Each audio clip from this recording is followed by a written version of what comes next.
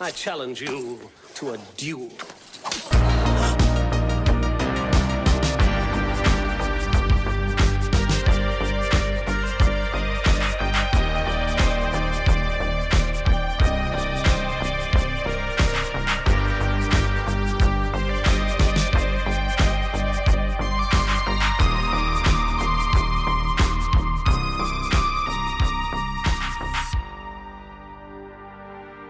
Hello and welcome back to the Movie Duel podcast. This is episode 4. My name is Liam and I have with me my good friend Peter. Buongiorno.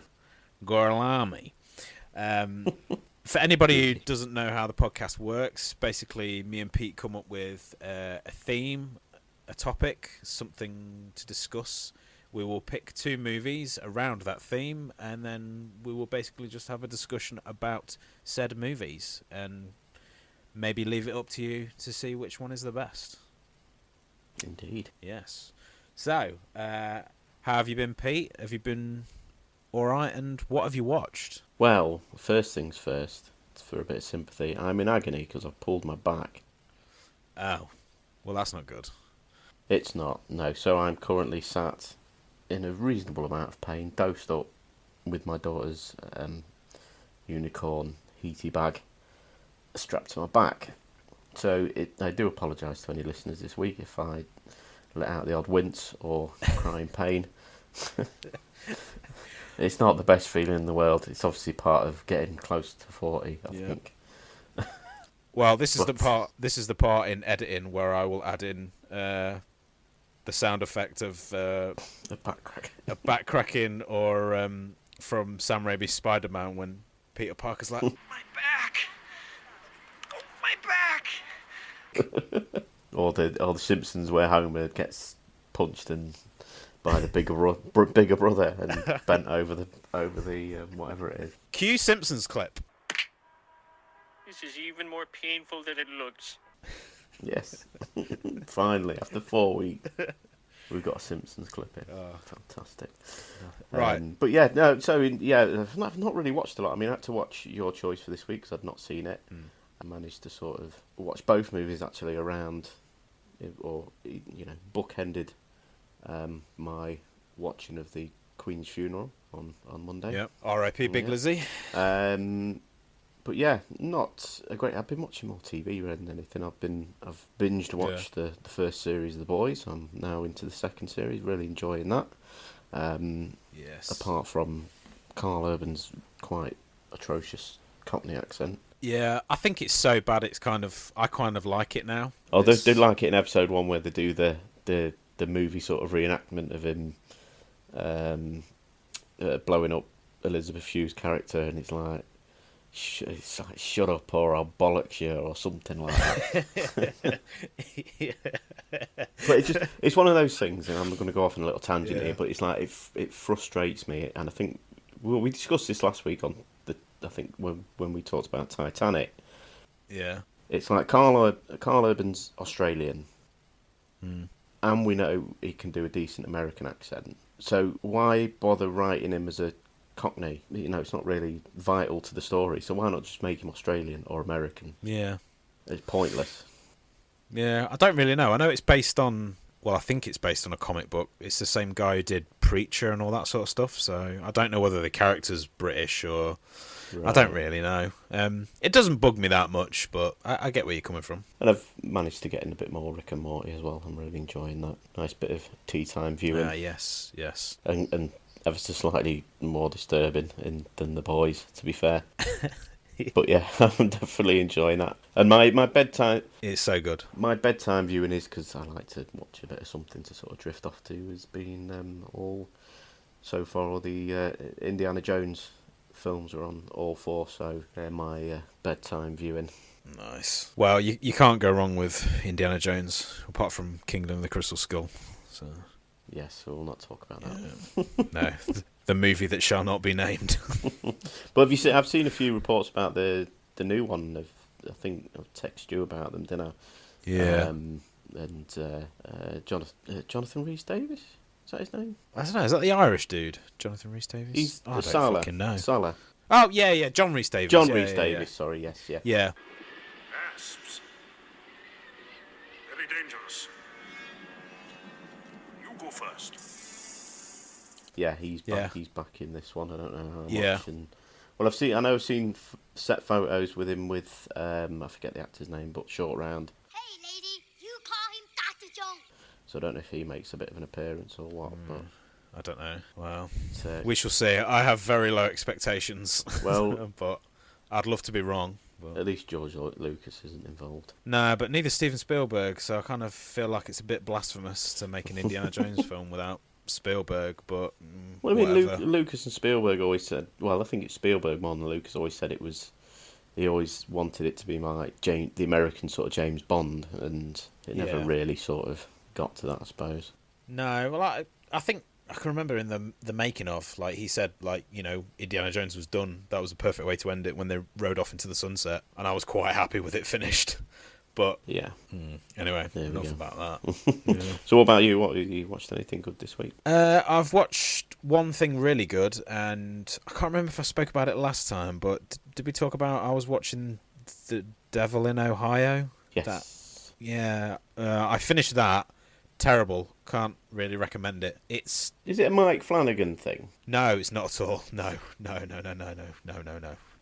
all. It's I think it's based on a book, and it's just very bland. It's just very vanilla, and I think that's the worst thing, really, when you've got a show like that that's got some good ideas, but it's just the execution of it is just so bland and vanilla. Like, it's I didn't like it. But the girl in it, the main girl, bugging me. I recognised her from somewhere, but she was in Colour Out of Space. You know, the old Richard Stanley one. It was the daughter in that. She's in it. She's not too bad in it, but I wouldn't really recommend it. It's very, very rubbish. Okay. Yeah, but the upside, I watched Blowout. If you've ever seen that, No. De Palma. Oh, right, okay. Yeah, it's from like 1981. I hadn't seen it before. Like, I'd heard of it, but I hadn't seen it. But I decided to give it a watch, and fuck me, it was really good. Yeah. Really good. Yeah, it was like a neo-noir thriller. It's John Travolta. It was really, really fucking good. Like, I really loved it. I would definitely recommend it. All right, okay. Where's that? Is that showing somewhere on? No, I think it was on... I watched it on Amazon Prime, but I got like one of those sign up, so, you know, for a 7-day free trial sort of I thing. So yeah, I need to cancel that. Make a but note yeah, quick. Yeah, the movie was really good. Basically, John Travolta's like a sound guy that works on movies, like terrible, schlocky horror movies, and he goes out one night to record some sounds for the new movie, and he hears an accident happen, and then stuff happens after that, and he gets drawn into this like conspiracy sort of thing, and John Lithgow's in it. He's really good and really creepy. It was just brilliant. I just loved it. Yeah, Brian De Palma at his best, I think. It was amazing. All right. Highly recommend. Yeah. I'll have a look for it. Yeah. So, anyway, enough about the movies that we've watched. Now we're going to talk about the ones... Oh, yeah, sorry. Before we do, because we've got this little theme going on with since episode 1 or 2 about X-Files connections with the movies that we've been watching. And we sort of joked about it last week and couldn't think of anything off the top of my head. But there was one in your choice, Titanic. Francis Fisher, who was Did you say it was Rose's mum? Rose's mum, yes, Ruth something or other. She was in series 8, an episode called Essence, where she played a sort of the hired help for Scully when she was pregnant, who turned out to be part of an alien cult and tried to steal her baby. So there you go. So this is going to be a running theme, and I've actually got one for this week from my choice, but I'll go into that when we get discussing. Fantastic. Yeah, I think we will keep this as an ongoing thing, and it keeps reminding me to get back into X-Files. I really do need to get back in where I left off. You are sort of on the cusp where it started to go shit and jump the shark. I think you was in series 4, I think, weren't you, when you stopped? I can't really remember. 4 or 5 at least. I think it was. It's definitely before the movie, so it must have been 4. Yeah, but I was still enjoying it. Still good. Still one of the best TV shows. Yeah. Yeah. Yeah, so if you can remind the good people, Liam, what was your choice for this week? Yes. Okay, so my choice for this week was Childhood Trauma. So it was a movie that we would have watched as kids that scared the shit out of us, creeped us out. It had to be a kids' film, though. This couldn't be like when we snuck off and saw a bit of Alien 3 or something like that. So it had to be a movie that we watched when we was a kid. So that is it. Childhood Trauma. So, Pete, would you like to tell the people what your choice is? Yes, well, I had quite a few in mind, which I'll go into at the end. There was quite a good selection to sort of think about. But I decided to go for one of the first things that popped into my head: Return to Oz from 1985.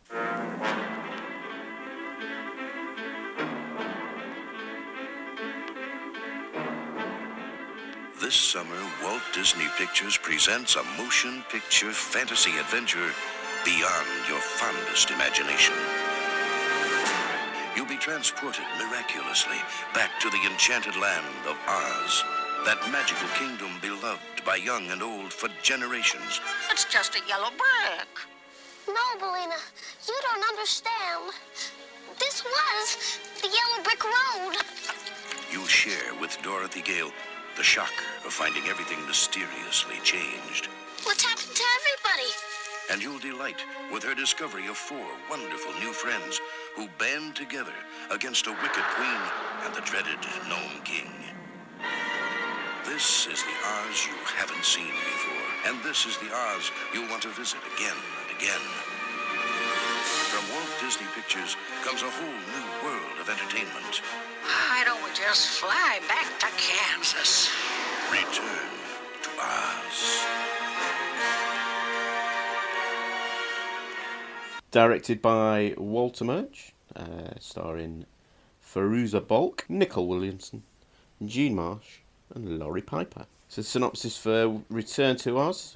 Dorothy, saved from a psychiatric experiment by a mysterious girl, is somehow called back to Oz when a vain witch and the Gnome King destroy everything that makes the magical land beautiful. Lovely. Based on the works of L. Frank Baum, who obviously wrote the series of books centred around the land of Oz. This story sort of pulls from a few different books: The Marvelous Land of Oz, Ozma of Oz, and TikTok of Oz. So it was Walter Murch's only theatrical directing credit. I think he directed a cartoon, I think, or something. That was the only... Yeah, do you know what it was? Oh, go on. It was one episode of the Clone Wars. Clone Wars, that was it, yeah. Animated Star Wars thing. But, he's quite a famed sort of sound and film editor, won Oscars in 1996 for The English Patient, for sound and for editing, and for sound for Apocalypse Now. Yeah. Which is a pretty tasty sort of sound score. I don't know what the thing is, but it's top-notch sound. Yeah. We'll leave it at that. So it was a commercial failure. The budget of 28 million, and it only took 11.1 million, and it absolutely scared the bejesus out of me when I was a kid. I think, for starters, you've got this sort of deep-seated feeling of what the Wizard of Oz is. Yeah. Don't get me wrong, there are bits in the Wizard of Oz that are quite freaky. You've got things like the flying monkeys, the munchkins to a degree as well. They're a little bit freaky, but on the whole, it's this wholesome family musical, bright colours, feel-good story, and then you've got this reworking, almost sort of quasi-sequel that came along 50 years later or something ridiculous, and is just grim and terrifying in places. Yeah. I mean, I watched this on Disney Plus, and with Disney Plus you get your little sort of warnings. This movie has bad language and all that sort of stuff. The only one that comes up for this on Disney Plus is it contains tobacco depictions. Oh. Which made me laugh, because really, to be fair, it's the least concerning thing for your child to be watching. Somebody's a big stone man smoking a pipe. Yeah. Compared to some of the other things that are depicted in the film. But, you know. Yeah, I mean, there's not many kids' movies that start off where the protagonist is going to get shock therapy and it's a child. You know, I mean, it's so vastly different to The Wizard of Oz. There's no songs or anything at all. It's a complete U-turn to what... So I'm not necessarily surprised that it was a commercial failure, because I think everybody would be thinking, oh, well, this is Dorothy, it's, Ruby Slippers, dancing down the Yellow Brick Road and all that sort of stuff. And it's just not. And like you say, the whole film just begins really, really bleakly in that they're down on the luck on the farm. Obviously the tornadoes force them to build a new house, not got any money. So it starts off very bleak. It has very, you keep sort of getting at me for bringing up these sort of sub-issues that are potentially there in films. But it's got these sort of mental health undertones as well. They think Dorothy's disturbed or not right in the head, just think that she's making it all up. You've got this sort of suggestion that Uncle Henry's going through some kind of depression as well, because he's and then sort of makes this comment about his leg being mended. But he's struggling to sort of finish the house. I mean, even Toto looks a bit pissed off, to be honest. Well, yeah. When she's going on about Oz and finding the key and all this, he's just like, for fuck's sake, I'm not going there again. But maybe it's because Kansas actually looks like a big English field, to be honest. Yeah, it suspiciously does, doesn't it? It does. It's not that sort of Midwestern dust. It's it's a nice lush green field, which was actually Salisbury Plain. Okay. So not too far from Stonehenge and Glastonbury and all that sort of stuff. Okay. But then doesn't mess about. To be fair, you're getting into the main sort of thread of the story. Even at 2 hours, it doesn't take its time, and it takes Dorothy to this mental institution, I suppose. Really, it's very much like an old-fashioned asylum once she sort of gets in there and past the doctor and things like that. She's sat in this room hearing people screaming in the distance. Did I hear somebody scream earlier? No. It's the sort of thing that you find in any sort of horror film, really. And you've got to remember, this is a kids' movie. Exactly. I mean, I've anything that's set in a mental asylum or institution or whatever you want to call it, whatever the PC thing is of calling it, has always freaked me out and always sort of got to me a little bit. There's even a line, I think it's I don't know if the girl's got a name in the sort of real world, quote unquote. Yeah. But the girl who plays Ozma, she says it's the damaged patient who've been locked in the cellar. But we do get there's nice little callbacks to the original Wizard of Oz. So at this point, you've got three of the actors who are going to appear as characters from Oz. The Doctor, played by Nicol Williamson, who is the Gnome King. You've got the brilliant Jean Marsh, who's a superb villain in pretty much anything that she's in. She was Queen Bavmorda in the epic Willow. Yeah, she's just nightmare fodder. Did you notice that she was wearing the Wicked Witch costume when she was the nurse? Yes, I did notice that, and she was definitely the thing that I remember most scaring me as a kid. It was her, and I echo your sentiments. I think she's fucking amazing in this. I think she's really good, and she's obviously great in everything she's been in. I mean, I haven't seen everything, but I think she always seems to find that right sort of balance, really, of it's serious enough to be scary, but not taking herself too seriously, almost, especially in this, when she gets going. And then you got Pons Ma, who appears as the orderly and later as one of the Wheelers that we'll definitely get talking about. But yeah, like you say, you've got this 8-9-year-old girl who is going for electroshock therapy, basically. Yeah. Until the lights go out and she manages to escape. And I think, can you imagine Judy Garland being strapped down, ready for electrotherapy?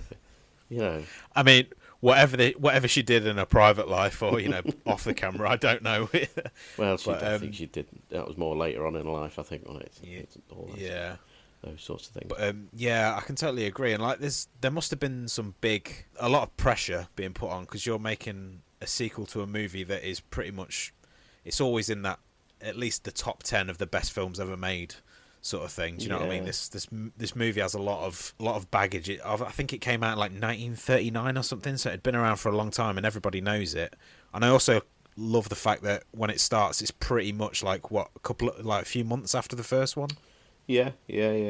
So it acknowledges that, you know, it is part of that, but the tone is totally different, and like you say, there's no songs. It's quite depressing. Well, that's it. I think you know, Walter Murch. I read some interviews and some bits and bobs with him, and he's, you know, it was clear that they weren't setting out to make a direct sequel. It was a new sort of take and do something different, and you know, this tone and everything was pretty much planned. But then it's like you're never going to be able to market that. Certainly not in the 80s as this new vision of Oz and everything else. Very ahead of its time, I suppose, to use an old cliched saying, but it's definitely a good film and an interesting film, and I think it certainly at the time didn't get its full plaudits. And I think that goes to show, like, the times that this movie was made. Like, this wouldn't be made now.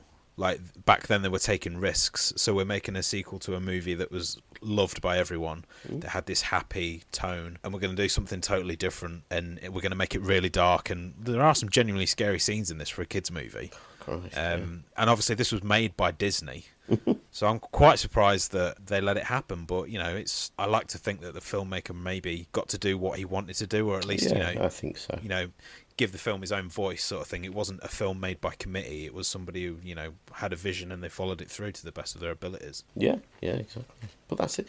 You know, and I think this was... It's amazing that, you know, when you read up about the film, that there's not a lot of studio interference. You hear about a lot of big budget, major studio productions, especially sort of 80s, 90s, where, you know, the studio will come and say, no, you need to do this, no, it needs to be this, no, it needs to be that, whatever it may be.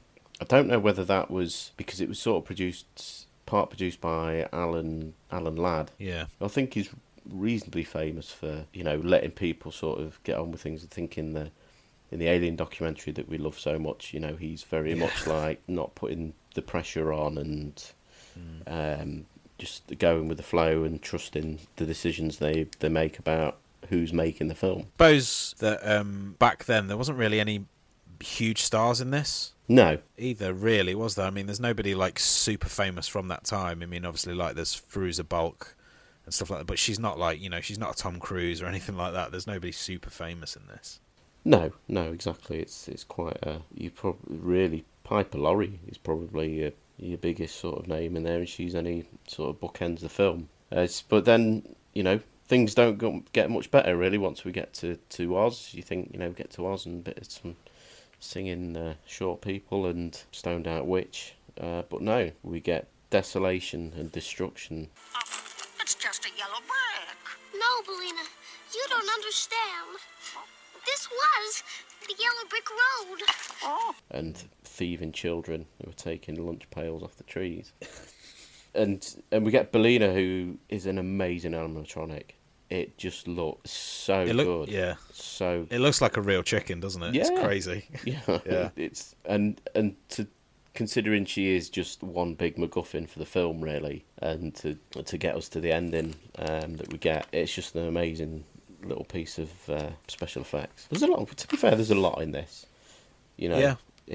There's a lot of brave decisions as well, you know, to show, you know, these iconic images and just ruin Yellow Brick Road. One of the things, you know, you say to somebody Wizard of Oz and they'll say Yellow Brick Road. It's one of the first things, and we're just showing it, you know, just smashed to pieces. There's some really nice matte paintings in this as well. I think this is sort of coming probably to the end of the use of matte paintings as we get through the 80s and stuff. But there's some really strong ones here, really, really nice images throughout the film, really.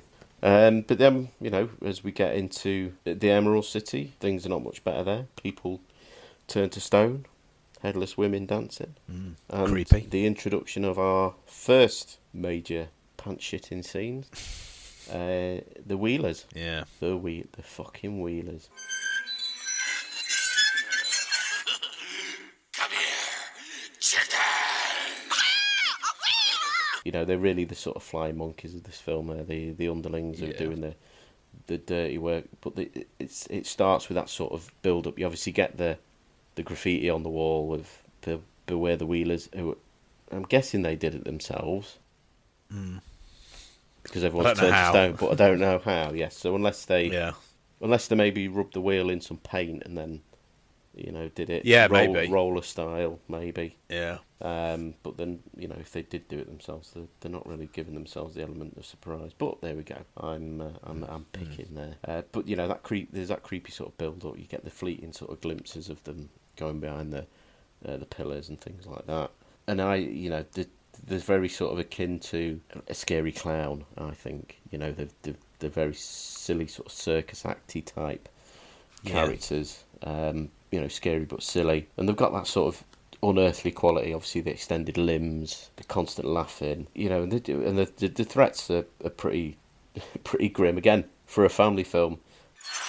You have to come out sooner or later. And when you do, we'll tear you into little pieces and throw you in the deadly desert. They're not something you'd hear in the original. I think the Wicked Witch had a few sort of things that she was threatening them with, but I don't think tearing them to little pieces was one of them. But they're quickly shown to be sort of quite cowardly as well. That by the end of that interaction, they are with just them, minions, really, aren't they? That's what they are. Yeah, but I think every time you watch it and you get that introduction with the sort of face on the top of on the hat sort of thing, it still has the same. It still has the same effect, even though they're just a bit. They're a bit shit, really. They're not really a great sort of antagonist. But if you ever get a chance, look up the original sort of drawings or the concept of the Wheelers from the books. Okay. If they'd have gone for that, they'd have been about 100 times creepier, because they've got these sort of roughs and very sort of elongated faces, and even freakier. Be interesting if anybody ever attempted to do any more of the Oz books. Yeah. But yeah. Well, Sam Raimi tried. Yeah. Well, I didn't think that was too bad. It was a bit. I didn't think so either. It was too slow in the beginning. To be fair, it took ages to get going. Whereas obviously this film doesn't. It's used straight into the action. I mean, this is about half an hour into the film, I think, if that. Then we get a little bit of fluff with the introduction to TikTok and his sort of inner workings and who he is and all that sort of thing. And he saves the day. And then, less than 5 minutes, we're introduced to the next piece of nightmare bait, which is Mombi. Yeah. So I think in this sort of section you've got a couple of different actresses playing Mombi, because obviously it's revealed that she can take her different heads off and stuff. Sophie Ward, who's been in a few bits, who plays the first sort of iteration. She's got that sort of a little bit of an unearthly sort of quality to her, and quite sort of like she's just wandered in. This little girl's just wandered in, and she's acting like it's nothing. And she's got quite a suitable sort of resting bitch face as well for that role. Excuse me, miss, but are you Princess Mombi? Help me to rise. I do love that practical set, like when Dorothy Yes. walks in there and it's just this massive room Beautiful. covered in mirrors, Yeah. absolutely covered in mirrors, and it sort of like reflects her character as well, because obviously she's quite vain and likes to switch her head and change her looks, that she's constantly looking in the mirror, and this whole set is just covered in mirrors, and I must just think it must have been a bastard to film in there. But that is a great scene. She's just sat there playing like the lute or something. It's amazingly detailed. It's just, it's amazing. Yeah, and the costume's great as well. And we get this revelation that she's got all of these heads. And this is the part that disturbed me and stayed with me for ages. And whenever I watched it, it's not just the fact that there's heads, it's the fact that she's walking through and the heads are moving and they're looking at her, and they're reacting to her being there. And again, she takes off the head and just swaps it like it's nothing, and you're like, what the fuck is going on here? And then later, when Dorothy goes to get the powder of life, you've got she's already gone past Mombi asleep in the bed, who's snoring without a head. So I'm not quite sure where that's coming from, that noise. Whether it could be one of a number of orifices. Obviously not a mouth. No. She might have a hole in her stump. or something. Possibly, maybe. yeah. Who knows? Maybe. Best not thought about, I suppose. Yeah, I guess not. No, I'll not go there. Yeah, let's not go there.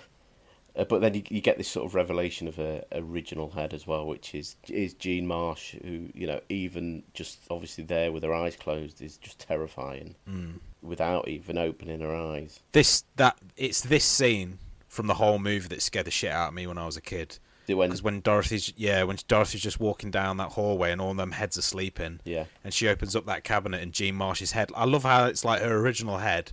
And all these other heads have got like this pomp and ceremony. Yes. They're all in their own little cabinet, like beautiful. But her original head is just thrown into this dark cabinet, locked, makeup all fucked up all over her face. Like she's like, right, I'm rid of that fucker. Yeah. I'm gonna get myself some new young heads. But then this is another disturbing thing. It's like she's keeping Dorothy until she's a bit bigger, and you can chop her head off. Yeah. Just kids watching this. I think I put it on for my daughter once, and she just wasn't interested at all because it wasn't Tin Man and all that sort of stuff. Yeah. But yeah, this was the sort of second point. You've already got that tension of going through this room of heads, trying not to wake them up, trying to get this powder of life without disturbing the other head and stuff, and she knocks over the pepper or whatever, and then bang, eyes open. Then you're hit with headless body rising up and headless things. When I was a kid, just freaked me out. I don't know what it is because it's something without a fucking head moving, but that was always something that used to disturb me. And then you get this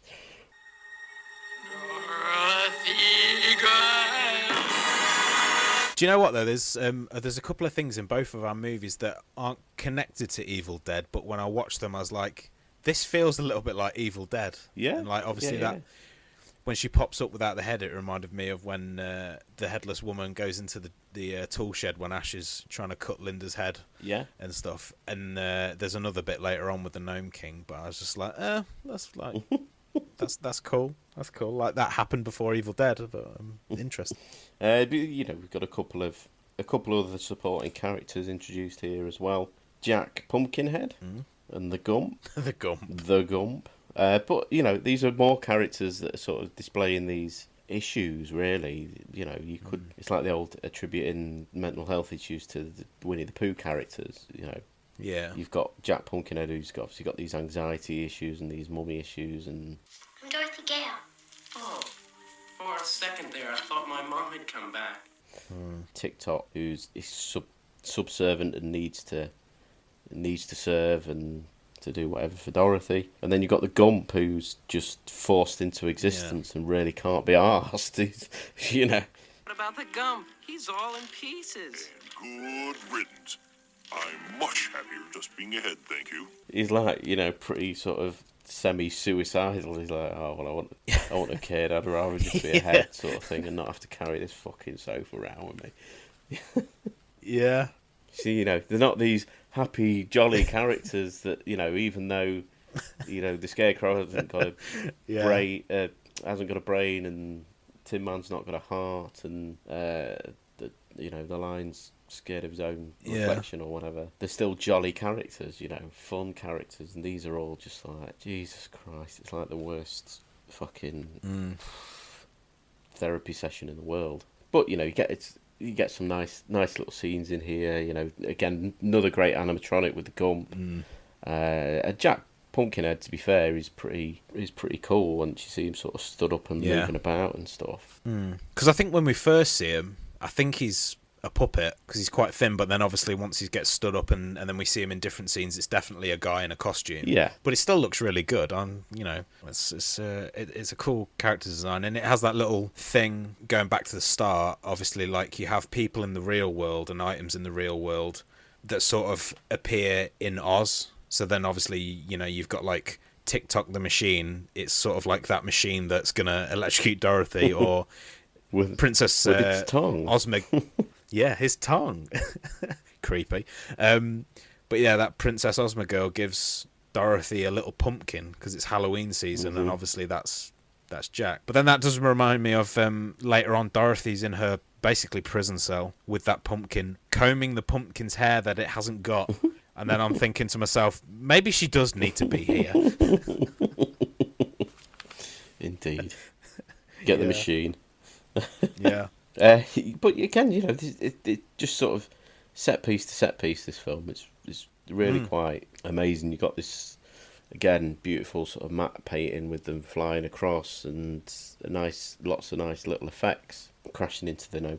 Another thing I wanted to say, because this is sort of coming up with the rock, it's like the faces on the rocks is pretty seamless. Yeah. It's pretty seamless, to be fair. Really good. And a lot of those effects, sort of with the rocks and everything, the hands that make the doorway, anything with hands is creepy. It's like Labyrinth with the fucking hands that are going up and down and all that sort of thing.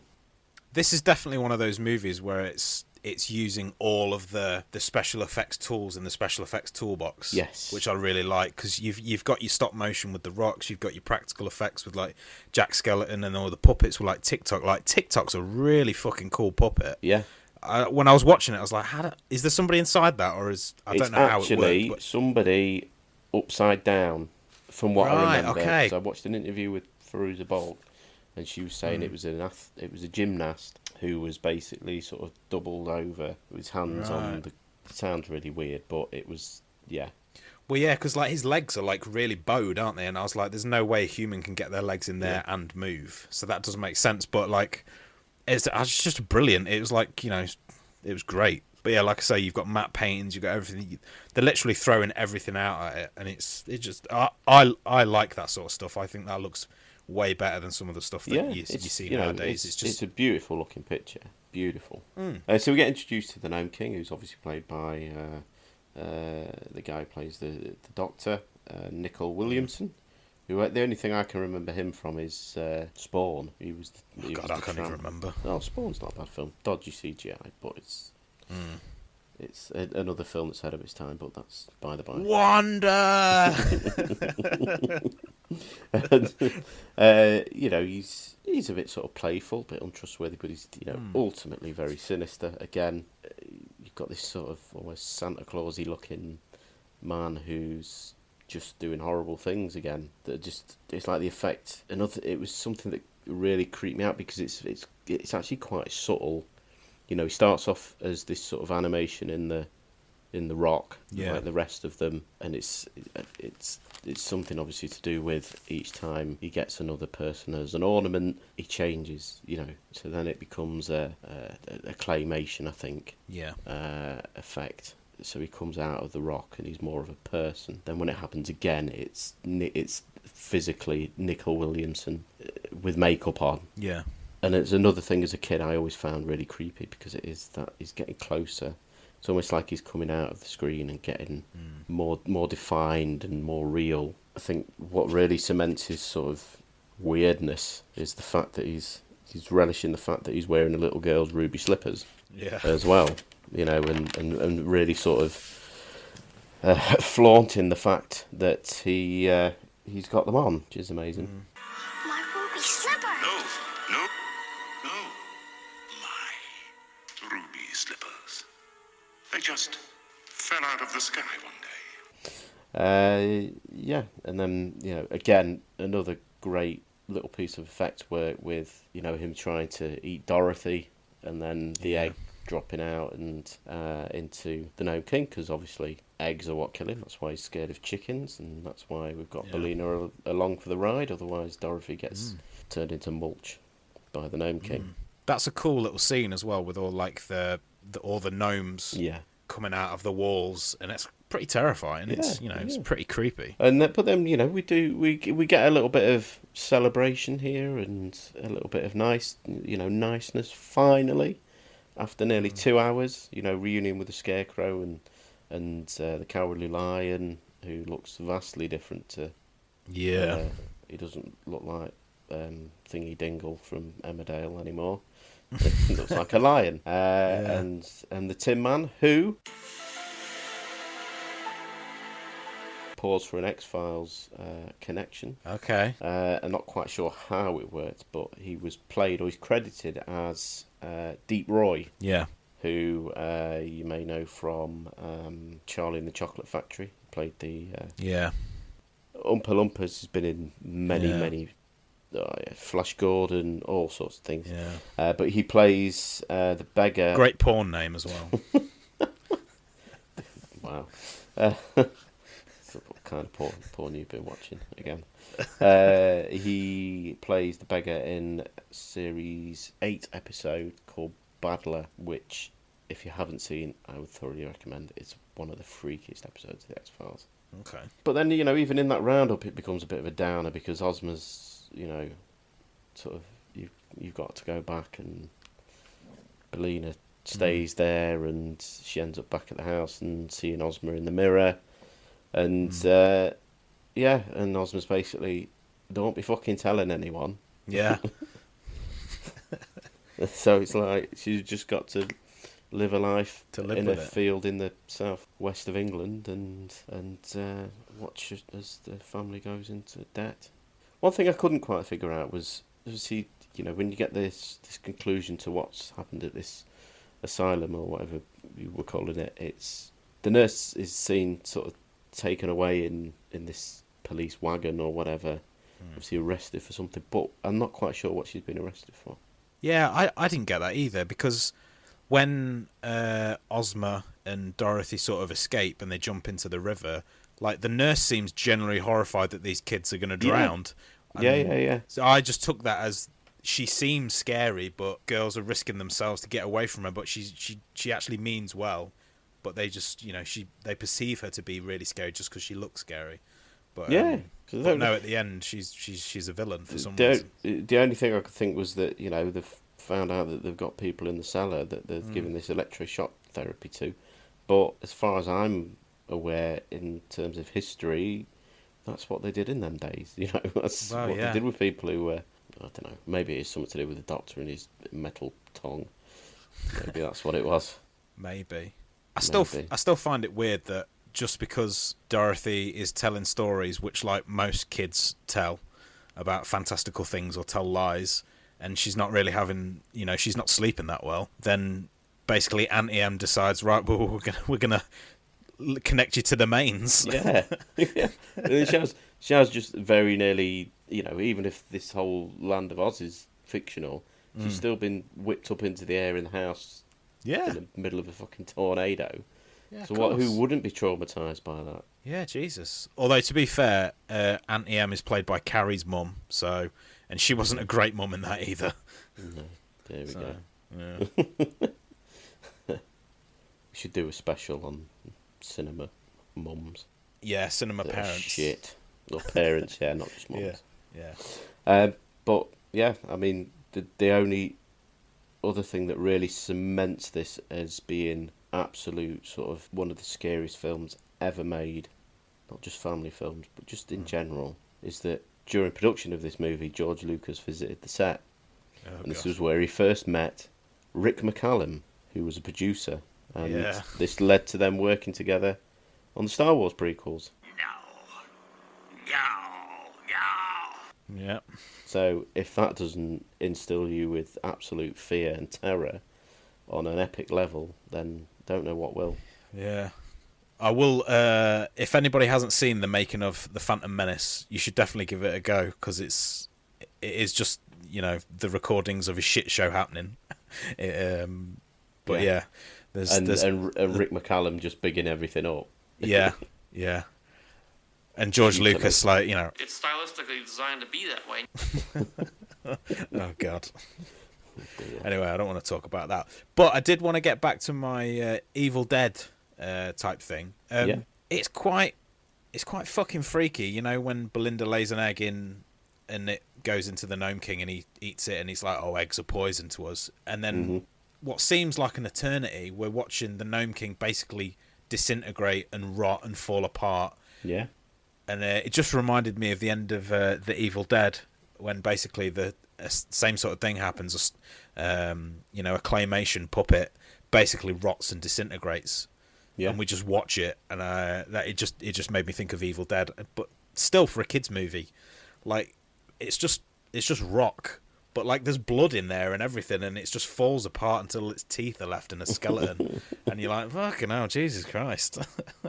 Yeah, so it is just especially sort of watching it in this sort of vein of the podcast and the subject. It's just, it doesn't relent. There's no sort of room to breathe from the terror of these little, you straight from this mental asylum to the Wheelers, to Mombi, to the Gnome King, and everything is just terrifying. Yeah, it is a non-stop ride, and I thoroughly enjoyed the rewatch. Like, I haven't seen it for a long time. I would definitely watch it again. It was brilliant. I really enjoyed it, and I think more people should watch it. Like I say, I think it's just ahead of its time. It's, if that film was made, you think about things that you've got at the minute, things like the Sabrina series and things like that, where people are taking these old sort of concepts or making them darker and more real, more edgy, I suppose. Yeah. I think to be fair, the original sort of Sabrina, or whatever it was a bit darker anyway, wasn't it? I think the Melissa Joan Hart series was more of a light take on the original source. Yeah. But yeah, I think that film been made in the last 10 years, I think it'd have probably done big business. And as well, it was only a PG, and I kind of think if this film was made now, I think it definitely would have been like maybe a 12 or a 15, maybe pushing it, because it is some. We'd like to think it'd be a 12A at least. Yeah, I think so. But just the scenes with the heads and stuff, it's really creepy. Just for a kid to watch that, like it really did freak me out. Really well done. Yeah, I'd say the heads live with me for a long time. And also when Mombi's, she's got like this carriage that's being pulled by the Wheelers, and she's just maniacally whipping them faster, and it's just creepy. And she's just got this amazing costume, and she just looks great. She's great in this. G. Marsh is the standout for me. I think she's fantastic. So. Yeah. Well, I think you can also tell with the film that it's made by a good editor. It's very seamless film, very seamless, and all the action set pieces. Yeah, you can pick at certain bits of the special effects where it may look a little bit clunky, but not. For 1985, it's pretty good. It's pretty damn good. Yeah, and you've got to think, most of that's probably coming down to Walter Mulch, Walter Mulch, and his directing and his editing, or his hand on the editing, I suppose. Yeah, I mean, there's definitely no fat in it. It starts and it moves and it doesn't stop. There was never a bit when I was bored. It's a damn good movie, I think. Damn good movie. Well, do you have anything else to say about Return to Oz? That's it for me. I shall hand over to you to let us know what your choice was. Okay. Well, before I do that,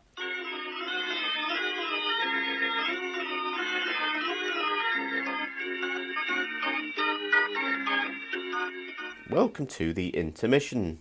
So this is the part of the show where one of us puts a question to our co-host that they know nothing about. Their answer is completely improvised and on the spot.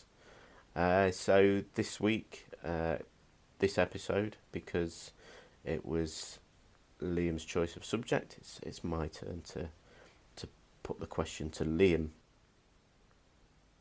So, Liam. Yes. Your question for this week is, what is your favourite DVD movie commentary? Okay. My favourite DVD commentary. Okay, I think I've got this because me and my cousin used to listen to the commentary back in the day, like the nerds that we were, and it was for the first Resident Evil movie. Oh, okay. Yeah, and the reason the commentary was so good was because basically Mila Jovovich and I forget her name. What's her Rodriguez? Michelle lady? Rodriguez. Michelle Rodriguez, that's it. Just used to bitch and moan about the people that they worked with in that commentary, and we just remember it was really funny. So yeah, I would say that it would be that one. I'd have to on the spot gun to my head, I would pick that. It's the Resident Evil commentary from, I don't fucking know, when was that movie out? 2001? Something like that. Yeah. Yeah. Is Paul Anderson on it as well? Do you know what? I can't remember. He might have been. I don't know whether he had a separate. Sorry. He's always. You can say what you like about his films, and he's made some stinkers, but he's made some good films as well. He's always very passionate about his films. He's always got a very good. He talks very passionately about what he's making and why he's making it, and the way he's making it as well. Even if you don't necessarily rate it, I think it's good when people have got that passion for the films that they're making. Yeah, I guess so. Not a huge fan myself, but he's getting to do what he wants, so that's great. And he's married to Mila Jovovich. Yeah, The he's been bastard. married. Yeah, he's been married to her for fucking years. So for a Hollywood relationship, they've done really well. So kudos to them. Yes.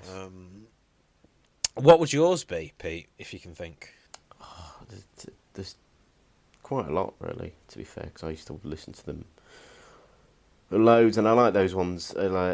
Big Trouble in Little China, that's a good one, because it is the first 30 minutes is just Kurt Russell and John Carpenter catching up with each other because they haven't seen each other for so long, talking about the kids and stuff, and it's quite sort of wholesome in that. Yeah. But one of our favourites, Mr. Brian Blessed, his commentary for Flash Gordon is pretty epic.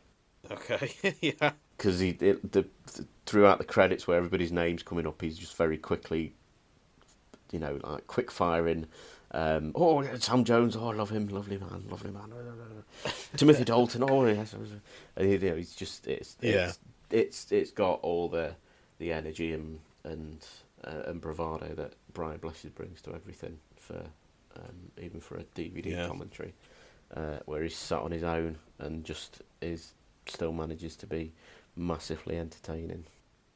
Yeah. And if you haven't heard it, you need to. Yeah, I haven't actually listened to that, but maybe I shall now after you said that, because we do love Brian Blessed. So. We do. Maybe somebody needs to pick best film with Brian Blessed in. Okay. I would pick Prince of Thieves, even though he's only in it for like 2 minutes. And get strung up, or whatever it is. Yeah. I can't remember. You! That's the best an actor has ever said, you. That's great. You! So, wait a minute, I think somebody's coming back in now. So, that's Oh, Christ. Oh, yes. I hope they've washed their hands, as they say. Yes. Okay. Ladies and gentlemen, take your seats. We're about to go back. Back to the theatre. Not future. I couldn't quite get it in there. But we're going back to you. Bye, everybody. See you next time.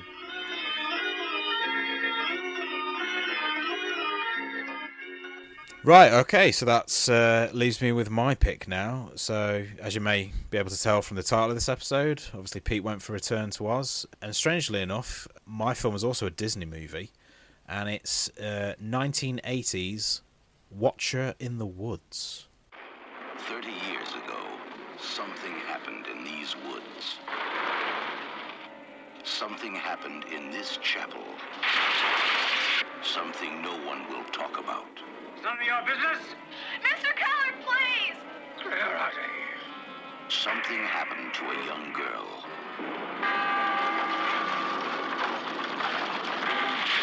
And it's happening again. I couldn't see myself in the mirror. Something is watching again. Waiting. The Watcher in the Woods. John, get away! Betty Davis, Carol Baker, David McCallum, and Lynn Holly Johnson. The Watcher in the Woods, from Walt Disney Productions. It is not a fairy tale. Okay, so Disney's Watcher in the Woods from 1980, directed by John Hu, I think. I think that's Howe. it. John Howe, yeah. Directed by John Howe. There was also some reshoots done on this film by Vincent McVitie. I don't fucking know how you say that name, but yeah, there were some reshoots, and we'll get into that. The film starred Betty Davis, Lynn Holly Johnson, Carl Richards, and David McCullen, and a few other people. Mainly people we don't really know, but obviously Betty Davis. So the synopsis for Watcher in the Woods is: an American family move into a British country house only to encounter malevolent spirits. The ghost of the owner's daughter, long missing, torments the family's young girl. So that's that. I've got quite a bit to say about this movie, because the reason I picked it, I would have picked Return to Oz because that was a movie that scared the shit out of me when I was a kid. But this one, there was something about this one, because I just remember the scene where there's this unseen force lurking in the woods.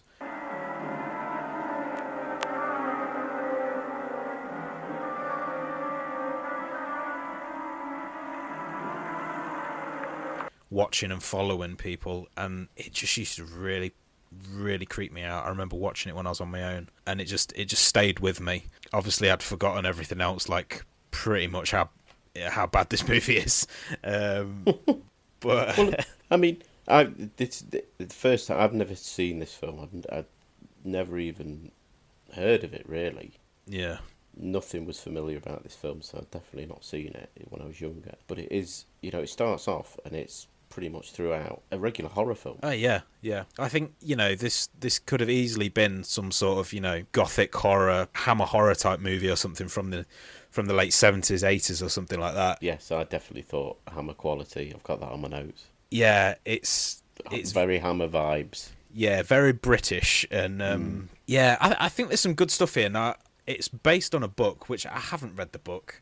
And I don't know how closely it sticks to the source material, but we will get into it. There were some issues with the filming of this movie and all this sort of stuff, but I feel like there's some good stuff in it. The acting, not so. Basically, the movie starts again with like a little bit of an Evil Dead connection. It made me feel like the Evil Dead, because the movie sort of starts in the woods. There's this ominous, eerie music, and then there's this unseen force that we get like a point of view as it's going around the woods, and it watches a beige car, very much like Evil Dead, and we see the people in the car, and they're having a conversation, and it's this American family, and they've been looking for a house to stay while they're in England. I think the dad is a pianist, or he's something to do with music, and the mother writes children's stories or something like that. And and very much sort of the McCann level of just leaving the kids everywhere. Yeah.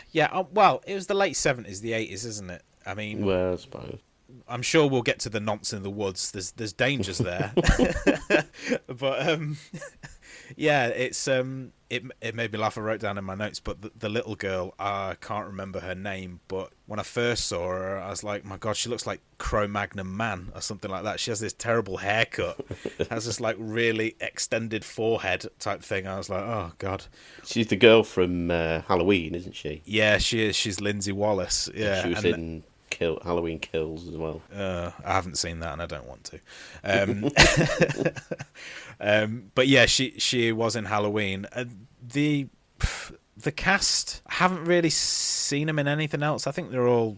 Oh, I've seen them in loads. Oh, have you? Yeah. Okay. Well, I might have seen them in something, but it didn't stick with me. But I mean, the main character, Jan, I think her name is. I didn't think her acting was very strong. She has this expression on her face which is like shock and confusion, and doesn't really know what's going on, and she can be quite irritating. Why don't you like it? I don't know. The whole atmosphere, I guess. I had such a funny, cold feeling out by the woods. Like someone was watching me. Same with the sister. She's very irritating. I don't know. There's not really anybody that I could gel with. No, the young actors are very, very typical 70s, 80s young actors. Yeah. You've got the lad who plays. What's it? Is it Mike? Handsome farm boy. Yeah. Yeah, who's sort of sewn into his genes, and we know Mike's riding the bike because he's the only one who's got Mike written Mike on the helmet. Yeah, we need that. Don't do something ingenious like give him like a really funky motorbike, or like, I don't know, give him a lightning bolt on the petrol tank. No, we're just going to put Mike on the helmet. Yeah. Yeah, fair enough. Show that for one short clip, yeah, so we know who it is. Fantastic. And that actually is a good segue to, I think one of the issues with this film is that there's some trouble with the editing. I think there was reshoots. Yeah. There was, you can look on YouTube. There's multiple endings for this movie, and you can definitely tell it when you're watching it. There's sort of scenes that just sort of start out of nowhere. You're like, whoa, are we missing? I feel like we're missing some stuff. I mean, when we're first introduced to Mike, the handsome farm boy that we assume Jan has a crush on, or that. But they just sort of, we literally start the conversation with them mid-conversation. There's no little meet cute. There's nothing. They're just talking, and you're like, oh, this is a bit weird. But that happens a lot in the movie, and I think there's a lot of this film that's left on the cutting room floor. So there's definitely a problem there with the editing. But there are some good stuff in this. I mean, it does have a really good creepy tone, and I mean the music certainly helps that. And they have this creepy house in the middle of nowhere. Betty Davis is doing her best evil Angela Lansbury. Where'd you hear that song? From Jan. She was humming it at the pond the day she fell in the water. Come in, child. There's something I want to show you. I think you'll like it. See, Betty Davis is just scary, I think, when you're a kid. In this, she's quite creepy, and I do quite like when she first meets Jan, and she's sort of talking to her about, are you adventurous and kind? Are you kind? And she's like, she's basically sort of like, saying you've got the shinning. You mean The Shining? Shh! You want to get sued? Oh, we're banging out Simpsons references today. Damn right. But there is some good stuff in this. There was a nice little sort of subversion of my expectations when Jan's carrying this big mirror into one of the rooms. She puts the mirror on a cabinet and she knocks something off. And she goes down. So we follow her. When she goes down, she picks things back, she puts it back, she goes back to look in the mirror. And me, from watching horror movies, is expecting to see like either a dead person behind a creepy little girl or something. But no, there's nothing. There's no reflection. And I was like, oh, well, that's actually kind of nice. That's actually a cool little sequence. And then obviously we get to the little girl blindfolded, who I did write down in my notes that we have a little girl stuck in the Phantom Zone. There's literally like this triangle and the little girl that's stuck inside. I was like, it's General Zod. Which does kind of connect our movies, because you text me and said like both of our movies have little girls trapped in mirrors. Yeah, that's true. Which is kind of weird. And Disney films, yeah. And they're both Disney movies, yeah. And I think this was the period when, I don't know whether Disney had, some new people come in, but I think it was sort of known as Dark Disney. Disney started doing a lot more mature stuff, or, more live action, didn't they? Yeah, so you had movies like Watcher in the Woods and The Black Hole and, other stuff that was kind of a little bit more adult, a little bit more scary, not just your straight animation type stuff. Yeah. But I suppose basically what this movie is about, this American family moving to a house in England. There's something in the woods, some ghost that's trying to get in contact or trying to mess with Jan. There's a little girl who basically is Betty Davis's daughter that went missing some odd years ago, and she's sort of getting in contact with Jan, the eldest daughter of this family. There's a cool little, I think there's two like little Shining references in this, or it just made me think of The Shining when Lindsay from Halloween writes, I can't remember what it was, but it's like Karen backwards. Narek. Yeah, and then we have that snap zoom of Karen, sexy farm boy's mum sees it and like, Karen. Well, they said, God, yeah, it was a bit like, how can you, Narek? And then they're looking at it from the other side. It's like, it very clearly says Karen. Karen, yeah. How you can not pick that up from from the other side? I don't know. Bit silly, dumb teenagers. But while we're on Mike's mum, this is one of those I recognised her from. Okay. It's it's Frances Cooker, who plays nice grandma in Friday Night Dinner. What are we going to do? I'll tell you what we're going to do. We're going to stand out here And wait till he has another bloody heart attack. Bunch of penises! I'm sorry, I've never watched it. You've never watched, but well, Yeah. there you go. I'm sure some of our listeners. Yeah. They are not happy. I would thoroughly recommend Friday Night Dinner. It's very, very funny. I've heard it's good. Yeah. Didn't one of the guys die? I think sadly. Yes. Yeah. I remember. The guy plays that who's playing Martin in it. Yeah. Yeah. But it's it was one of the things that sort of came out sort of post in between us that was, and I was like, wasn't really interested. And then I sort of got into it before the last series came out, I think it was. And yeah, it's brilliant. The guy who plays the next door neighbour is just fucking brilliant.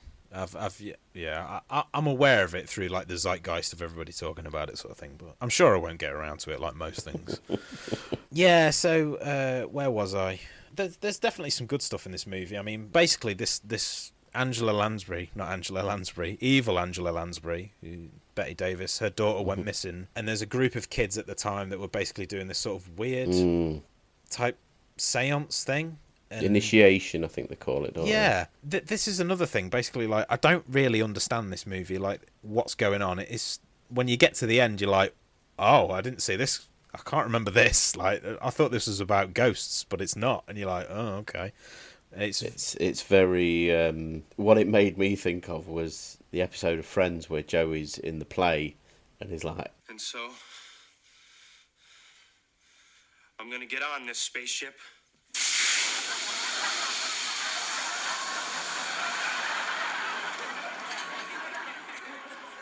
And I'm going to go to Blargon 7 in search of alternative fuels. Yes. Yeah, that's pretty fair representation of this film, because you think it's some sort of ghost or something, but no, it turns out that these kids were doing this seance and they just so happened to be doing it on a eclipse, and that caused a rift in the space-time continuum or something.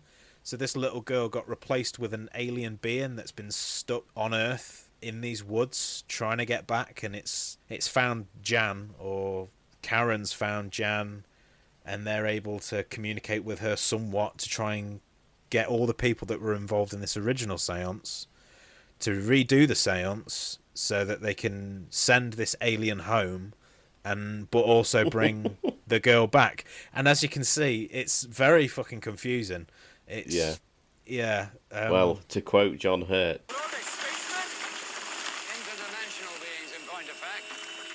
All right. Okay. No more Kingdom of the Crystal Skull quotes.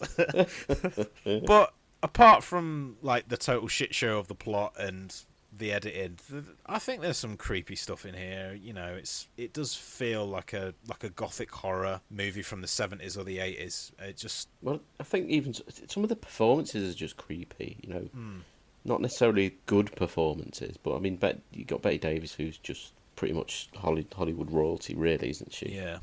And just puts everyone else to shame. I mean, David McCallum, he's a steady hand, I suppose, but these little sort of bit parts. Is it Tom who turns out to be the sort of peeping Tom? I don't know whether that's a direct sort of thing, but he just seems even creepier when he's not, you know, in the woods with his knob out. Yeah, like he comes across as some sort of like sex offender that lives in a shack in the woods, but you think that you're going to get to know him, and he's just this, you know, he's a bit simple, he loves animals and stuff like that.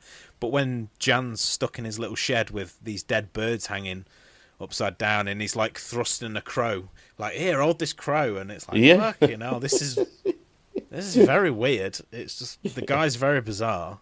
And then you've got that Ian Bannon, who plays John Keller. Yeah, he was the rich guy basically, who lives in some kind of a castle. Who was actually tagged back to last episode. He was the leper in Braveheart. Oh, okay. Oh, there you go. A well-to-do Scottish actor, but he was also in, slightly controversial to talk about these days, but a film called Ghost Dad with Bill Crosby. Okay. If you can remember that. I No. can't vividly remember it. He plays Dr. Edith in that. Oh, right. But okay. he just seems to be acting in a completely different movie to everybody else in this. Yeah. He's very stagey. What about Karen Airwood? She needs help. How would you know that? I've seen her. Where? In mirrors. Ah, yeah. Mirrors. And just, very out of place. Yeah, and when I was talking about the editing, there's a scene where Jan, it's near the end, where she decides that she knows what she needs to do. She needs to get all the people from the original seance back together to redo it, to get Karen back. And she's talking to Betty Davis, and Betty Davis lets her go, and Betty Davis is like, I can't remember what she says, but it's something like, God be with you, or Godspeed, or something like that. And then it literally cuts to Jan having an argument with him.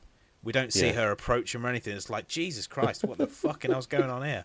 It's like, it's very weird. But I definitely think Return to Oz is a way better movie than this. I still had to pick it, really, because there's some scenes in it that scared me. It's mainly when sexy farmer boy and Jan go to the ruined church. And it's a nice, cool little set. I think it's a real church there. And Jan's looking around, and she sees the face of Karen in the, destroyed coffin sort of thing, and she goes in for a closer look, and then bam, this crow sort of flies out and gives her a bit of a scare, and it was a good little jump scare sort of thing, and it's quite eerie, the place that she's in. Yeah, I think those bits, the blindfolded sort of Karen and those little sort of snippets, and even the little girl getting the sort of messages and things like that. It is very creepy. I mean, even watching it as a late 30s with a bad back adult, it was a couple of those little scenes were a bit unnerving. Yeah, and I mean, I'll totally admit it. Like, I watched it in the house on my own late at night, and when I got into bed, I was laying there, and I was a little, I won't say unsettled, but that creepy music and just being home alone sort of made me feel a little bit scared. So I suppose it did its job in that regard. I'll tell you what else was scary, really freaked me out in this film, was the tightest turn through a gate in the car ever. It's like literally, it must have been over 90 degrees, that turn. Yeah. It was very disturbing. I must have missed that. Is that when they were just before the bridge explodes? Yeah, and can I also have another Evil Dead thing going on here? Yeah. Isn't it a bit weird that they all jump into a car and try to leave, but the thing won't let them leave, and there's a destroyed bridge? That's another Evil Dead thing. So there we go. Two films based on the Evil Dead. Well, yeah. I mean, I think this was obviously being filmed in 1979, and the first Evil Dead didn't come out till, what was it, 81 or something like that. But I mean, they were filming that in the late 70s. So I don't think Sam Raimi stole anything from this bag of shit. But I just there is one I did manage to pick up one nice little piece of editing where you're getting this backstory about the church catching fire. Yeah. And then it cuts to the fire at Betty Davis's house, basically, and it's just a nice little seamless sort of fizzle into the next scene. Yeah. Which I thought was pretty good. And there was another one in that flashback, actually, which was young Mrs. Aylward. Is played by Georgina Hale, who was Teabag in the kids' TV series, which was another thing that freaked me out when I was a kid. Okay. I don't remember Teabag. I might be a little bit too young for that. Teabag, yeah, you couldn't release it these days. It's got completely wrong connotations to that title now. I know, I was going to say, come on, kids, we're all going to watch Teabag. I'll go get your dad. I had to stop myself from saying some very bad jokes then. That'd have been the end of the podcast. Oh, dear me. Yeah. There's a lot of creepy stuff, and that's another thing actually. When I'm thinking about it, is that Karen wants to get out of the Phantom Zone. Let's call it the Phantom Zone. She's stuck there basically, and this Watcher that's in the woods, this alien being, wants to get Karen out of the Phantom Zone so it can go back to where it's from. But then there seems to be a lot of instances where this Watcher thing tries to kill Jan or people around. She falls into the water, and then Betty Davis comes along and just is trying to drown her, or it looks like it's trying to drown her. Very bizarre. A lot of it doesn't make sense. There's a lot of lazy writing in there as well. It's like that. You come out of that scene and the little girl's like, she was trying to free you from the thing. It's like, yeah. What, you could have just shown us that, to be fair. Yeah. Rather than to tell us. have her pull her out the water and like, oh, you know, sort of thing. There is a lot of verbal exposition in this film, a lot of telling rather than showing. Yeah, I think that's just down to this film being a bit of a mess, like the reshoots, them really not knowing what to do about the ending. But you know, I'd go back to what I said towards the start. It is, you know, if you added a bit more oomph to some of the scares and a little bit more sort of maybe violence or gore or something, this is a 15 certificate horror movie. Yeah, which you probably could have benefited from, to be fair. I think so. I think if you get the alien thing out of it and maybe chuck in a bit more money, spend a bit more time on the script, and maybe like let's get Dario Argento to direct this and have this sort of giallo thriller or something like this, you know, with a ghost story in it. I think it would have been a lot better. But well, I mean, saying that, I would say it does remind me a little bit, sort of that sort of giallo, sort of European horror from the 70s and 80s, where you have got a bit of, you know, that sort of randomness to some of the scenes, and you know, the editing's not always great in those sort of films either. Yeah. And the sound design very similar. Yeah, I suppose it does feel like this is a foreign movie that's been dubbed over or something like that. Do you know what I mean? Like it doesn't fit well. And again, I think that just comes down to the editing, where they've taken some stuff out and tried to replace it with other stuff, and they don't really know how to end it. I mean, I don't know if you've seen the alternate ending, but I watched it on YouTube. It's worth a watch, because it's like, obviously in the theoretical version, Jan's little sister is possessed by the Watcher in the woods and comes in and tells her not to break the circle and be count. But in the deleted ending, this giant puppet alien thing that looks like the devil from End of Days. All right. That has like a predator mouth. It's just very dodgy. It sort of floats in, kidnaps Jan, flies off, and then sort of brings her and Karen back later on. It's very schlocky. Right. It's worth a watch, I guess. But it's Return to Oz is definitely the better movie. But this topic was about childhood trauma, and I think there's enough in this. There's scary stuff in this for if you're a kid to watch this. Oh God, yeah. It'll freak you out, definitely. I mean, just with the setting, the music, there's some good jump scares in it. I mean, just that Evil Dead type, that thing in the woods is following and stalking and watching. That always creeps me out. And there's some good old fashioned child abuse when Jan's mum just grabs her and shakes her. Yes, I did think it. I was thinking sort of Airplane. When I was like, happened, is she going to slap her? But no, she just sort of grabs her by the shoulders and vigorously shakes her. You know, not a great movie, but for the topic, I think it has some scares in it, and it scared me as a kid. And it was kind of nice to watch it again after such a long time, because, like I say, I remember so little about it, and I just remember the eeriness to it, and you know, that stuff that scared me. So that's why I had to pick it. Really, it was. I think there's some scary stuff in there. Would I recommend it? I wouldn't really. I think it would be good for a remake. Why not remake this? Do you know what I mean? They have remade it. Oh yes, they did with Angelica Houston. Morticia. Yeah, I did check that, and I think it was worse than this one. So Okay. Yeah, let's maybe not remake it. Let's do something else. Why you didn't remember it's been remade, because you never heard of it. Yeah, I think it popped up in my research a little bit now that you said that. I remember Angelica Houston was in it. Well, there we go. That's The Watcher in the Woods. It's definitely not as exciting as Return to Oz, but you know, it has some stuff in it that I think is worthy to talk about, to scare kids. Okay, yeah. Lovely stuff. Yeah. Okay, so what did you consider anything else? What was your other sort of possible choices? Yeah, I mean, well, obviously, because how this thing works is it was my pick, so that means you get first dibs on the movie, and you picked Return to Oz, and I would have picked Return to Oz too, because that's a really good shout. But some of the other ones that popped into my head was The Witches. Speaking of Angelica Houston, yeah, The Witches. Definitely, yeah. And I very nearly went for The Witches. Yeah, I remember we had like a little bit of a text thing going on talking about maybe what we were going to pick, and The Witches did pop up. But also, do you remember Fern Gully?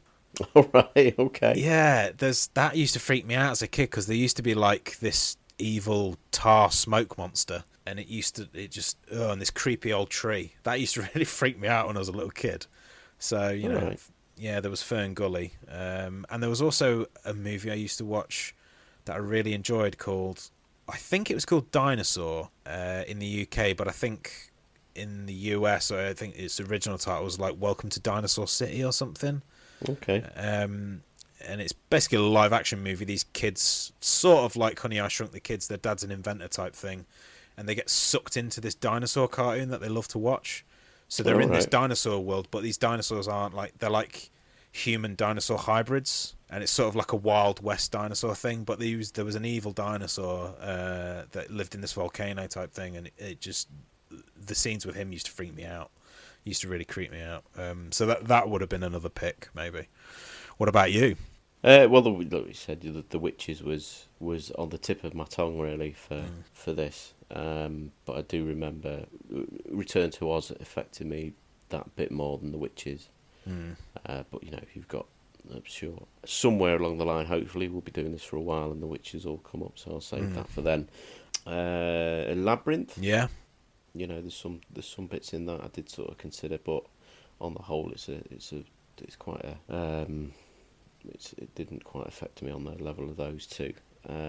The other one, yeah, probably the most left field, but hopefully people will understand it, is Care Bears the movie. Okay. Because the sort of evil spirit in that, which is this head in a book, just used to frighten the life out of me. I mean, it's only like 60-something minutes long, Care Bears the movie. Or you might find the clips on YouTube of the evil spirit, but it's just free. She basically sort of takes this boy and corrupts him, basically. But it's almost got some very like sexual undertones to it as well, and in that she's tempting him to become evil and all this sort of stuff. But it's just the freakiest thing, and it's just this weird sort of yin and yang of the Care Bears, who are the Care Bears, basically. Yeah. Very sort of sweet and wholesome characters, and then this evil spirit who's intent on wreaking havoc in the world and making everybody miserable and angry and just vile. But yeah, so that was there considered, and the other one was Never Ending Story. Yes.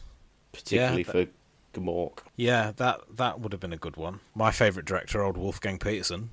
Yes, of Air Force Oscar Best Picture nominated Air Force One fame. Get off my plane. Yeah. But yeah, I mean, that, and I watched that quite recently, and just what's even more disturbing, watching it with an older sort of frame of mind, is the whole thing of the nothing, this thing that just doesn't, no chaos or anything like that. It just nothing. It just that's a much more scarier concept when you're older. That it just gets rid of everything. Yeah, it is. There's some scary stuff in that. I don't think I could rewatch it just because of when is it Artreo? The horse dies. Oh god, that kills me every time. Doesn't die though. He comes back. No, he comes back. But the scariest thing about that is the old fucking Falcor with his rather dodgy sort of grooming of Atreyu. that just reminds me of bloody Family Guy where he's on his back, on Falcor's back. You'll have to look that clip up and drop it in. I'll have a look. I'm We're sure. going down, buddy. Yeah. I'll send you it. Okay. And the wolf thing, is it? He was Gamork, creepy as hell. Is Gamork? Yeah. Yeah, that's creepy. Although easily defeated. Yes. From what I remember. And it sort of shows that that the budget didn't quite stretch for that animatronic or further than his head. Yeah. Because you only see his head running around, and then his head in a black hole. Well, they spent it all on Falcor, which shows it was bloody good dragon. Bloody good dragon. For the time, it looks pretty good. Well, yeah, that's true. I'd still rather have that dodgy animatronic than a big CGI thing flying around, which I'm sure they're remaking. I wouldn't surprise me. They are, yes. Yeah. It's the next Disney remake, I think. Fantastic. Great. Okay, well, I guess that wraps up our conversation on childhood trauma.